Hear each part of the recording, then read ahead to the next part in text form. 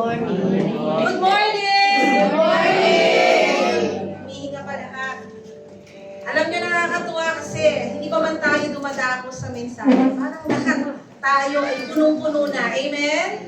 Ang ating pag-worship kanina, sa pagpuspos ng Panginoon sa atin, hinanda na niya ang ating mga pusong tumanggap ng mensahe. Amen?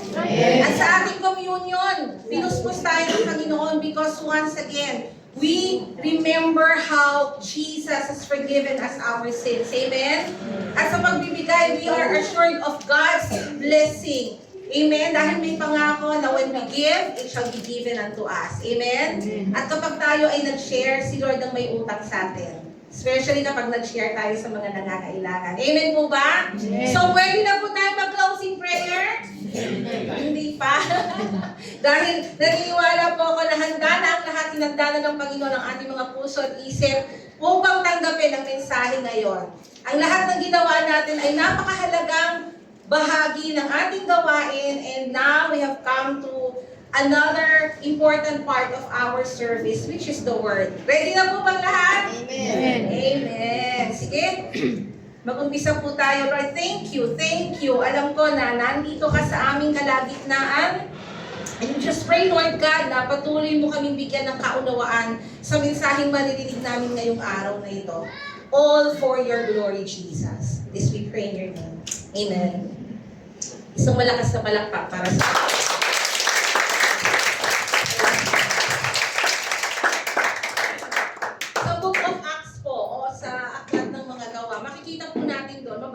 natin kung paano nag-umpisa yung mga early Christians sa kanilang pagsasama-sama o yung fellowship of early Christians, no? Yung early believers. Ang isang maganda po na ugali na na-develop po sa kanila ay yung pagbibigayan nila o yung pagtutulungan nila. They are giving and sharing. Pero ang maganda po doon, they shared voluntarily.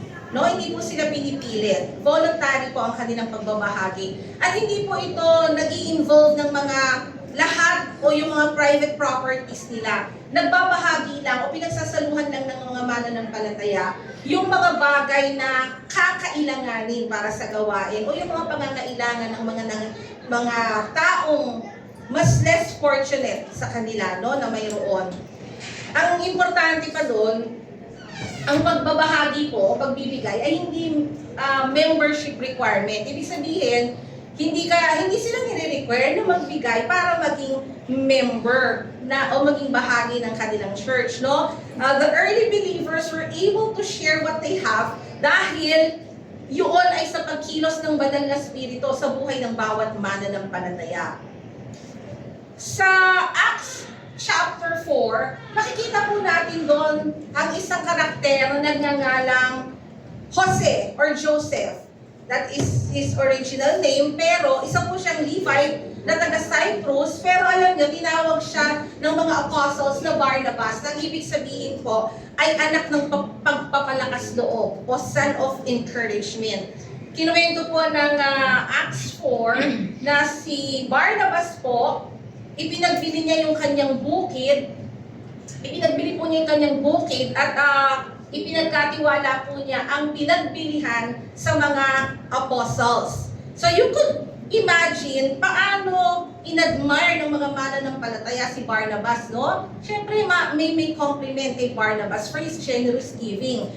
Marami rin po siguro, o malamang, ang na-inspired kay Barnabas sa kanyang pagbibigay. And in the next chapter, sa chapter 5 po, makikita naman po natin doon ang story ng dalawang mag-asawa. Si Ananias po at si Sapphira. Mag-asawa po sila na nagbenta rin ng piece of their property, pero they have secretly kept a portion of the sale. Tinago po nila yung bahagi ng pinagbentahan nila para sa kanilang mga sarili. And then they presented the remaining money to the apostles. Ibinigay po nila sa mga apostles yung natirang pera, lying, nagsinungaling po, na yun po yung kabuuan, the wholesale, kabuuan ng pinagbentahan.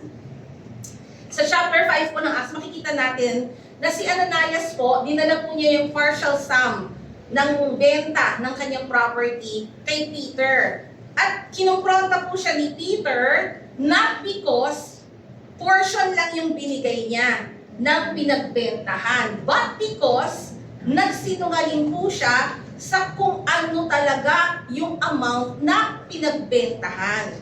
Pinaliwanag po ni Peter sa kanya na yung pagbibigay ni Ananias ay hindi naman po yun mandatory, kundi voluntary lang. At nasa control pa rin ni Ananias yung property niya bago niya ibenta at yung perang pinagbentahan pagkatapos ng sale. So sabi po ni Peter, lying about the amount ay hindi po nagsisinungaling si Ananias sa mga tao, kundi nagsisinungaling po siya sa Diyos. Sabi po ni Peter sa Acts 5:3, kaya sinabi po ni Pedro, Ananias, bakit ka nagpadala kay Satanas at nagsinungaling ka sa Espiritu Santo? Bakit mo binawasan ang pinagbilhan mo ng lupa? Pero hindi dito po ang dahilan na pinagagalitan siya ni Peter. Ang sabi po ni Peter, bago mo ipinagbili ang lupa, hindi ba iyo yun? At nang maipagbili na, hindi ba iyo rin ang pinagbilhan? Bakit mo naisipang gawin yun? Hindi ka sa tao nagsinungaling kundi sa Diyos. Hindi naman hinihingi ng mga apostles yung buong pinagbentahan. Voluntary sila. At nang marinig po ni Ananias, siya po'y nalagutan ng hininga, namatay. Nalagutan ng hininga, patay, natumba, bumagsak. And then, 3 hours later, yung asawa po niya si Sapphira, dumating na rin sa church. Kung saan sila nagsasama-sama. Pagdating po ni Sapphira, hindi po niya alam kung anong kinahinatnan ng kanyang asawa. Tinanong din po ni Peter, si Sapphira. Tinanong ni Peter kung yung dinala nilang pera, ayun na yung kabuang benta ng kanilang property. And Sapphira lied. Nagsinungaling din po siya katulad ni Ananias. Sabi po ng verse 8 ng chapter 5, kinausap siya ni Pedro, sabihin mo sa akin, ito nga ba lamang ang kabuang halagang pinagbilhan ninyo ng inyong lupa? Ang sagot ni Sapphira po, opo, yan lamang. Kaya sinabi sa kanya ni Pedro, bakit nagkaisa kayong subukin ng Espiritu ng Panginoon? Ang sinubok talaga nila ang Espiritu ng Panginoon. Noon din ay nabuwal si Sapphira. At katulad po ni Ananias, namatay na po siya. Pareho po sila ng sinapit. Pareho po sila ng kinahinatnan. So makita po natin, ito yung mga panahon na kabababa lang ng banal na Espiritu, ang lahat ay napuspo. So even after the Holy Spirit had come, yung mga believers po were not exempted sa temptations ni Satan. No, although, excuse me po, although si Satan po is already defeated by Christ sa cross, at ngayon po ay bilang na rin naman talaga ang mga araw ni Satanas. Kaya lang Satan was and still is actively trying to make us stumble. Kung paanong aktibo si Satan sa panahon na yon, na tayo'y tuksuhin para madapa tayo sa ating pananampalataya, aktibo pa rin po si Satan magpahanggang ngayon. Bilang na nga lang ang araw niya. So yung honesty po, o yung pagtatago ng katotohanan ni Ananias at ni Sapphira po may be motivated po by, first of all, wanting to look good, no, to others. Baka ito naman po sa pantahan natin na maaaring ito yung kaisipan nila after learning that Barnabas gave generously. Baka gusto rin po nila na mag-look good, no? Mapabuti rin sila sa mga apostles or to be complimented like Barnabas. Kung nga naman kapag ang compliment galing sa leaders. Diba? Parang galing na rin kay Lord yung compliment pag leaders silang compliment. Amen po ba? Pag sinabi ni leader na, good job, araw na rin boses ni Lord, no? Or maybe, gusto mag-gain ng good reputation ni Ananias at ni Sapphira tulad po ni Barnabas. Pangalanan ka ba namang son of encouragement? Diba? Eh yung mga apostles po nagpangalan kay Barnabas no? Nickname nila na Barnabas na ibig sabihin, anak ng pagpapalakas ng loob. So, baka gusto nilang magandang reputation din. Or eventually, to become a leader as well. Baka yun yung motivation nila for their dishonesty. We may hide the truth from other people po. This. We may even fool ourselves, no? Manloloko natin yung sarili natin. But we cannot fool God, no? Hindi po rin tayo makapagtatago sa Kanya, for there is no way that we can hide from Him. Wala tayong maitatago sa Diyos. Ang lahat po ng inaakala nating naitatago o naiikukubli po sa Panginoon ay malinaw na nalalaman ng Diyos. Kasama na po dyan yung mga iniisip natin at mga bagay na nagtutulak sa ating gawin, ang mga bagay na ating ginagawa. Hindi po tayo makapaglilihim.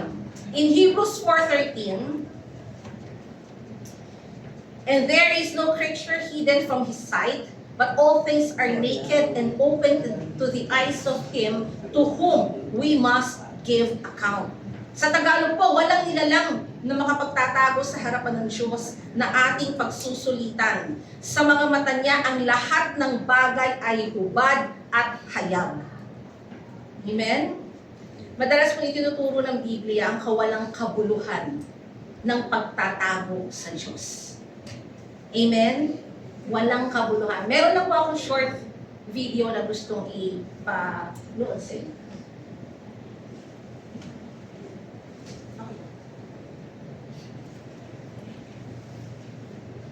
You're doing nothing?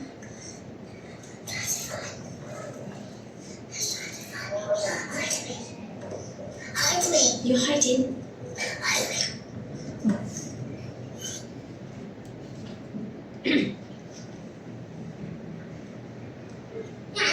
Yeah. Seek. Play hide and seek. Yeah. Who's going first, me or you? Me. Go on then, you go hide. Where is she? Is she in this room? I can't see her anywhere. Caleb. Caleb. Oh, there he is. There's Daisy.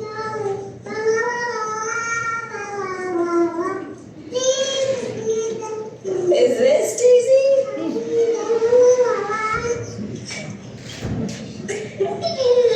In here? Where is he? Hello, George. Oh, There he is. hide again? Sure. Okay. Oh man, I wonder where he went. I wonder if he's in the same spot as before. Oh, hi. Is this you? No, look in the pantry. 9, 10. Ready or not, here I come. Where's Vin?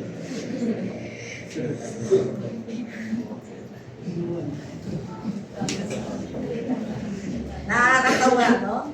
Nakakatawa lang, pero yan tayo no? Ang isip ay nakatago na, pero kitang-kita pala ni Lord. No, yan tayo. It is futile to hide from God. Walang saysay po ang pagtatago sa Diyos. Si Adam at si Eve po, attempted to hide from God's presence, no? Nag-attempt po si Adan at si Eva na magtago sa presensya ng Panginoon pagkatapos po nilang magkasala sa Garden of Eden.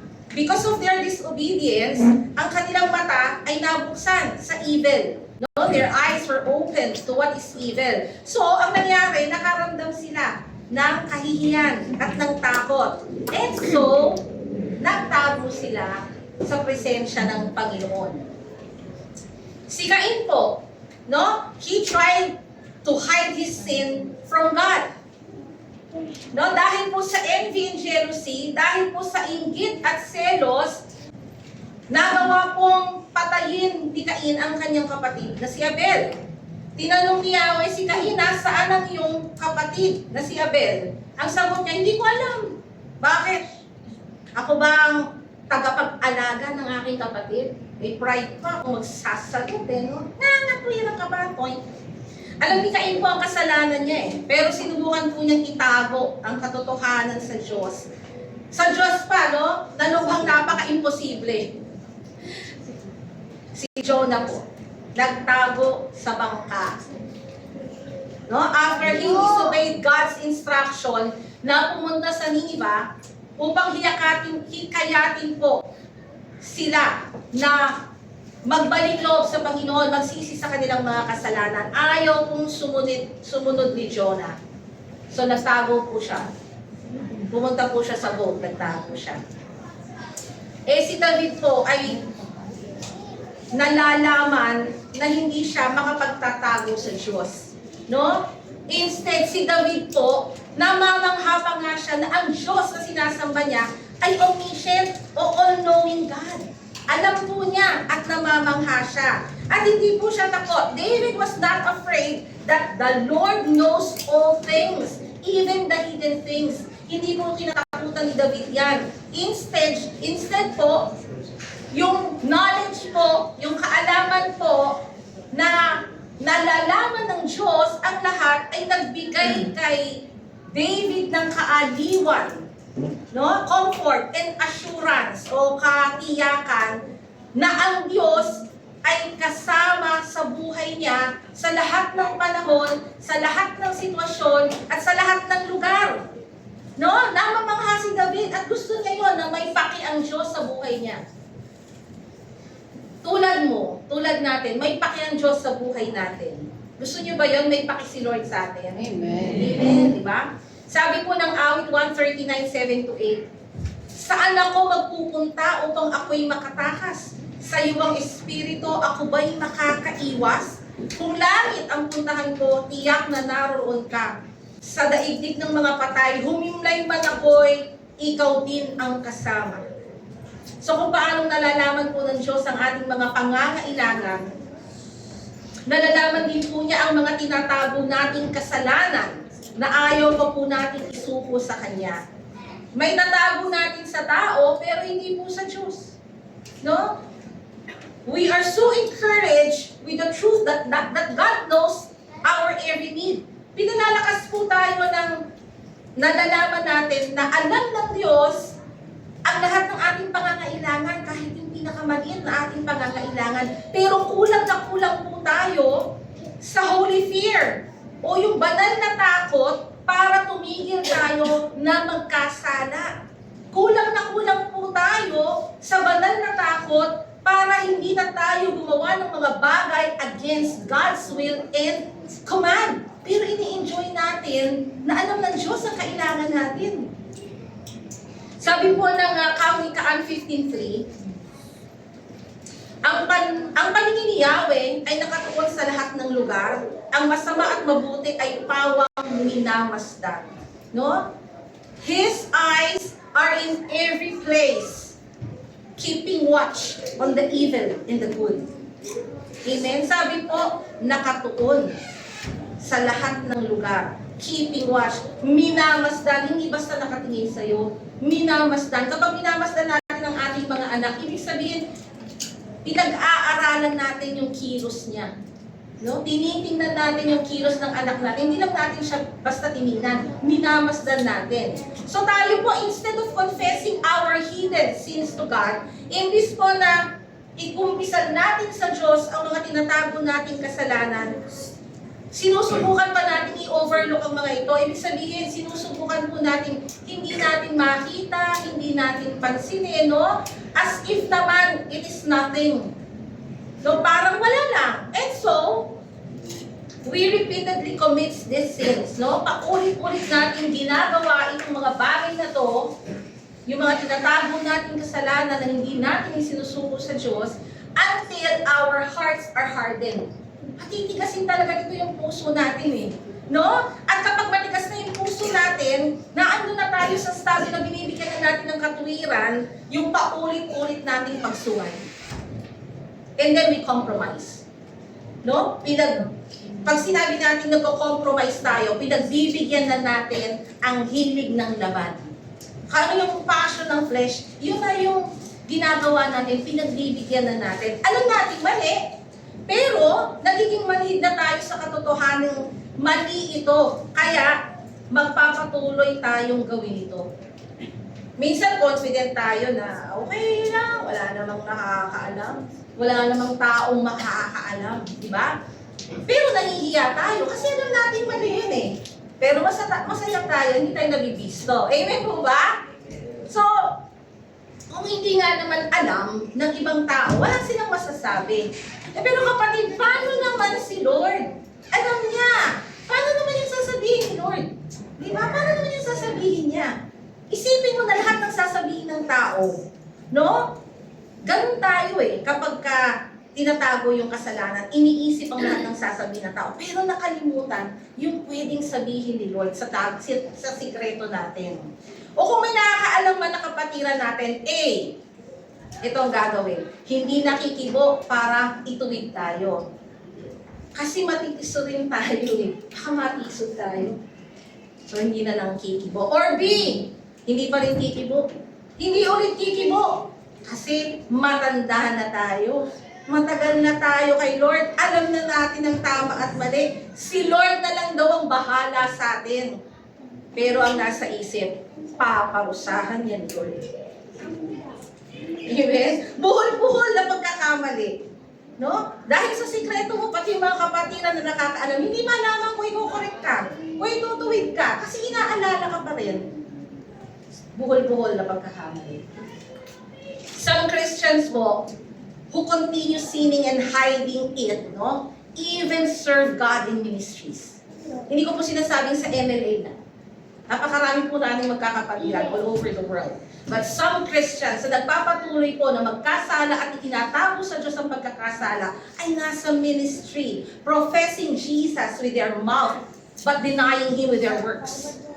No? I really hope and pray na wala sa MLA yan. Hypocrisy to the next level yan, no? Grabe. Para tayo, yung gumagawa niya ng mga wolves in sheep's clothing. Hypocrisy to the next level. Di po ako galit. Kapaliwanag lang.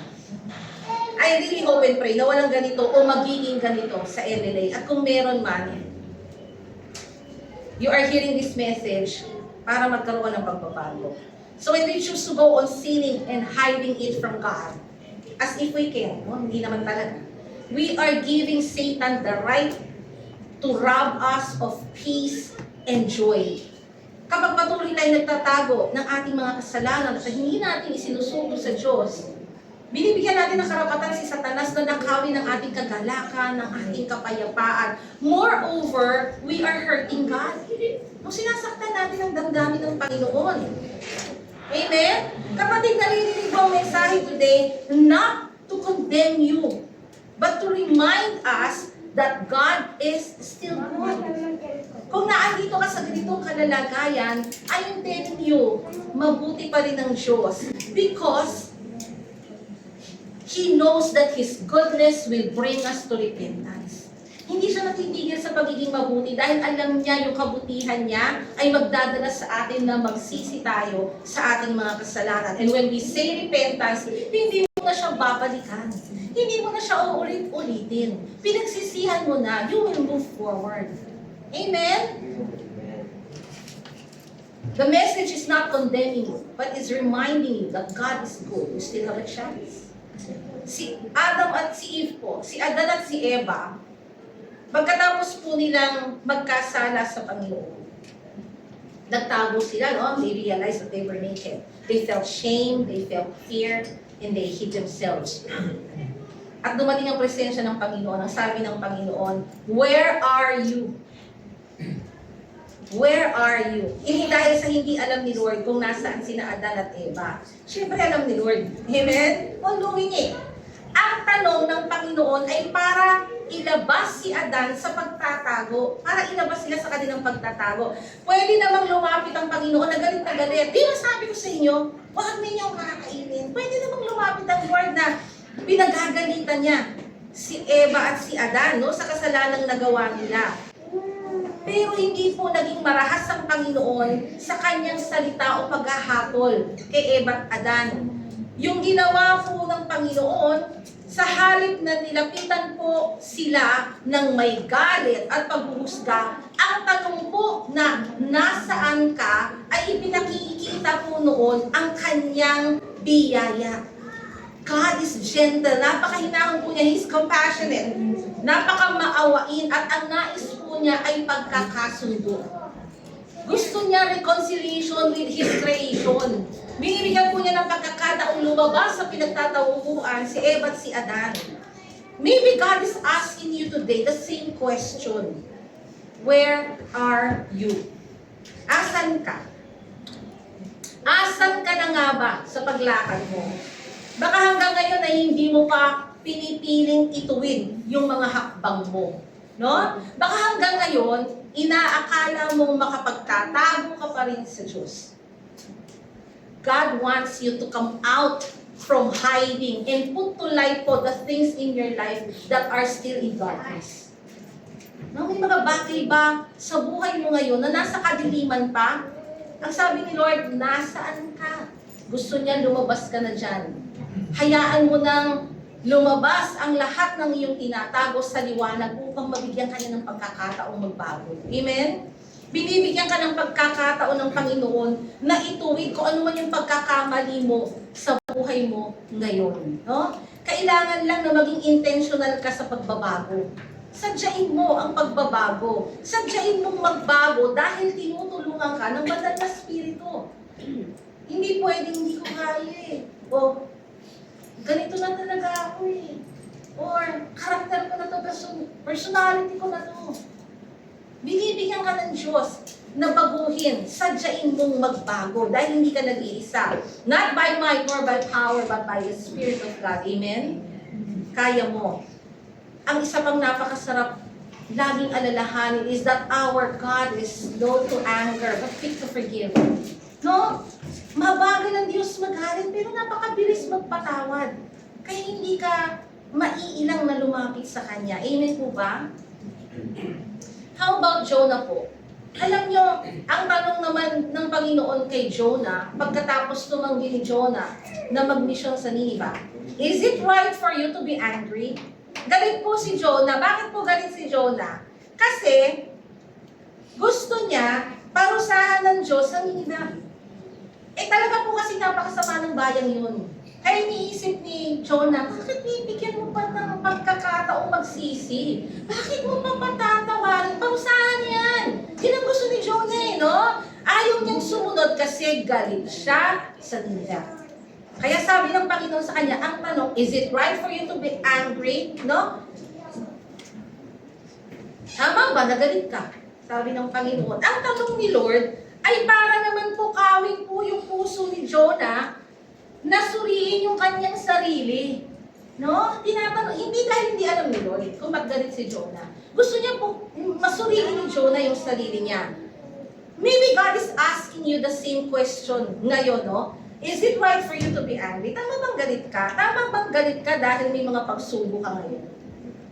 No, tama bang galit ka dahil may mga panalangin kang hindi pa nasasagot? Tama bang galit ka dahil magulo ang pamilya mo? Tama bang galit ka na hindi mo pa naisasama ang asawa mo? Tama bang galit ka dahil pinapayagan ng Diyos na mangyari ang mga nangyayari sa buhay mo? Tama bang galit ka dahil hindi gusto ng Diyos ang gusto mo? At hindi mo gusto ang gusto ng Diyos? Ganun po yung galit ni Jonah eh.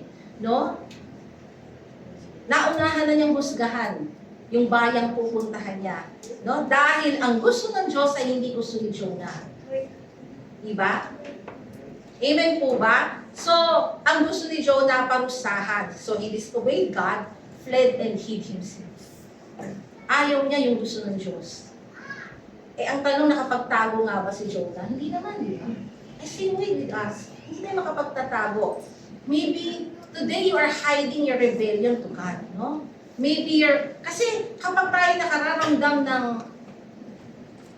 nakararamdam ng galit sa mga pangyayari, hindi naman tayo sa pangyayari na galit, kundi sa Diyos na pumayag mangyari ang mga pangyayari. So maybe you are hiding your rebellion against God by being angry, no? And yet, alam nyo, God understands po. And He wants you to understand as well. Naunawaan ka ng Diyos, pero gusto ng Diyos, maunawaan mo rin. No? Next slide po. He is giving you the chance to examine yourself from any rebellion and come to repentance. Ang gusto po ng Diyos, siyasatin mo yung sarili sa mga bagay na baka nagre-rebelde ka na. Amen po ba? At magsisi ka na. Amen? Amen? That is, kung aaminin mo na deep inside you ay may rebellion. Kasi minsan, in denial tayo. Sa Genesis 4:9 po, tinanong ng Panginoon si Cain, nasaan ang kapatid mo si Abel? Hindi kaya hinahanap na rin ng Panginoon sa iyo yung kapatid mo? Yung kapatid mo sa laman man yan o spirito, dahil napatay na natin ang kanyang pananampalataya, dahil sa hindi tamang pakikitungo o pagbabaliwala. Kala kasi natin pumapatay lang tayo physically. But when we are not good to others, especially hindi ka na nga rude ka pa to others, no? Tapos binabaliwala natin ang nararamdaman ng kapatiran natin. Binabaliwala natin ang kalalagayan nila. Tapos lumayo sila sa kanilang pananampalataya. Natin ito, di ba? Napatay natin. So baka hinahanap na ni Lord sa'yo, asa ng kapatid? Di ba? Sabi ni Cain, hindi ko alam. Eh bakit? Ako ba tagapag-alaga ng kapatid ko? Di ba? Baka sagot din natin yan. Baka katwiran din natin yan, no? Ganon din kaya yung sagot natin sa Lord, nangangatwiran pa. Eh malay ko Lord, nag-backslide eh. Kasalanan na niya yung Lord, di ba? Eh Lord, hindi pa ako may kasalanan. Talagang maliit na ang pananampalataya niya. Pero Lord, hindi ko kasalanan. Mababaw na Kristiyano siya. Baby pa siya. Yun yung katwiran natin eh, di ba? Tayo yung kayang ngumuya ng laman. Hindi porkit matagal ka na sa Panginoon, kaya mo nang ngumuya ng laman. Remember, kapag tumatanda, mas mahirap ngumuya. Kasi naging pustiso na yung ngipin. Eh huwag magmayabang na matagal na tayo sa Lord. Tayo yung kayang ngumuya ng laman. Itong mga to, bata pa yun, puro na lang gatas ang kaya. Nawala na sa iglesia. Sabi ni Lord, nasaan? Nag-backslide Lord, mahina ang pananampalataya. Nangangatwiran tayo, pero sa totoo lang, tayo may dahilan. Nakakatisuran tayo. Nasabi po ng Ephesians 4:32, be kind to one another, tender-hearted, forgiving one another, even as God in Christ forgave you. Sa Tagalog po, maging mabait at mahabagin kayo sa isa't isa, magpatawad kayo sa isa't isa kung paano kay Kristo ay pinatawad kayo ng Diyos. Hindi naman talaga mawawala yung conflict inside the kapatiran, inside the church. Sa bahay nga may conflict, mag-asawa na. How much more, no? Dito sa loob ng iglesia. Pero ang gusto ng Diyos, maging mabait pa rin tayo sa isa't isa. Choice naman natin maging mabait eh. Hindi dahil plastic tayo o hypocrite tayo. Pinipili natin maging mabait because God says so. Amen? Nagpapatawa tayo kahit may pain. Valid feeling yan na araw-araw nagdidesisyon kang magpatawad. Hindi yan ba't may masakit? Hindi naman sinabi ng Diyos na kapag nagdesisyon kang magpatawad, magic, wala na agad ang masakit. It takes time. Kasi i-heal ni Lord yan. Ang importante, araw-araw pinagdidesisyonan nating patawarin ang nakasakit sa atin. At importante na hindi rin tayo ang nagiging sanhi ng pagkakatisod o pagkakadapa ng ating mga kapatid para tumalikod sila sa pananampalataya. Remember, tayo man ay makasalanan na pinatawad ng Panginoon. Amen? Amen? Amen. Ang tanong po ni Elijah, ito po sa 1 King 19. Si Elijah po ay propeta ng Diyos. At sa 1 Kings 19, makikita po natin na napagod at natakot itong si Elijah. Galing po siya sa labanan sa mga against the prophets of Baal. No? Yung mga propeta ng Baal ay nagawa pong magapi ni Prophet Elijah. Siyempre, yung reyna ay nagalit si Jezebel po. At nagbanta si Jezebel na pinapangako ko, I will kill you. No? Papatayin din kita, sabi ni Jezebel. Siguro, no? Dahil pagod si Elijah sa makikipaglaban, yung pagod niya turned into fear. Kaya po siya, he fled. Umalis po siya. No? 2 nights po in the desert. Hindi naman siya iniwan ng presensya ng Panginoon. Pinakain pa nga siya, di ba? Pero, he journeyed pa rin for 40 days and 40 nights papunta pong Mount Horeb. Or Mount Sinai. Iisa lamang po yun. Doon po sa Mount Sinai, He took refuge po inside a cave. No? Nagtago po siya doon sa isang kuweba. At doon po ikinatagpo siya ng Panginoon. Ang tanong ng Panginoon, what are you doing here? Sabi ng Panginoon kay Elijah. Anong ginagawa mo dito? No? Twice, tinanong ng Panginoon si Elijah. Twice din na parehong-pareho ang sagot ni Elijah. Alam naman ng Diyos ang sagot sa tanong eh.